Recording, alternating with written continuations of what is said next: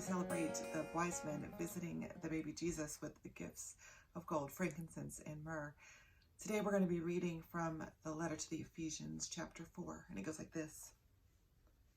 I urge you then, I who am a prisoner because I serve the Lord, live a life that measures up to the standard God set when he called you. Be always humble, gentle, and patient. Show your love by being tolerant with one another. Do your best to preserve the unity which the Spirit gives by means of the peace that binds you together. There is one body and one Spirit, just as there is one hope to which God has called you. There is one Lord, one faith, one baptism. There is one God and Father of all people, who is Lord of all, works through all, and is in all. Each one of us has received a special gift in proportion to what God has given.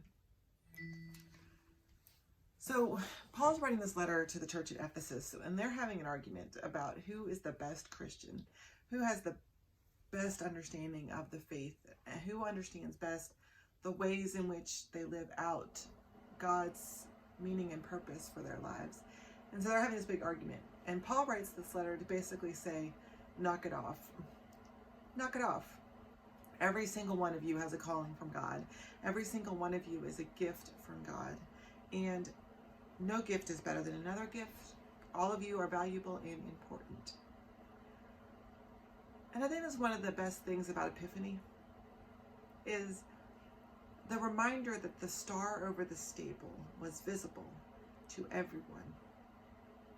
The light that shines from the star on that stable that night was visible to all people, to the shepherds, to the wise men, to Herod, to Joseph and Mary, to the innkeeper, to their family members, to every single person in the area. It was visible and it shone equally on all of them.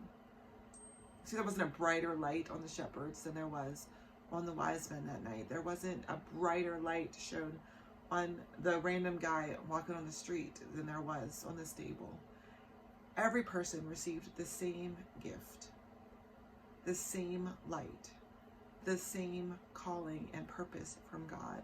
And every person had the opportunity to live into that calling, to own those gifts, whatever they were. See, God didn't call the shepherds and say, hey, stop being shepherds, be something else. God didn't call the wise men and say, hey, stop being wise men, be something else. God said, I'm calling you as you are, shepherds, wise men, king, whomever you are.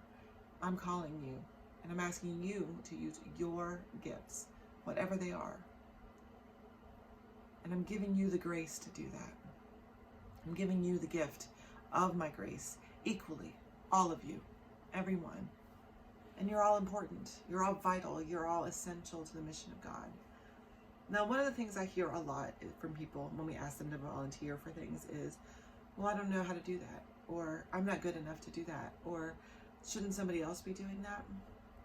And the truth is that if God's grace shines equally on all of us, and God's light shines equally on all of us, and all of us are called, then that doesn't mean you have to be perfect, or you have to know how to do everything, or that you have to be 100% certain that you can do something before you step into the calling God gives you.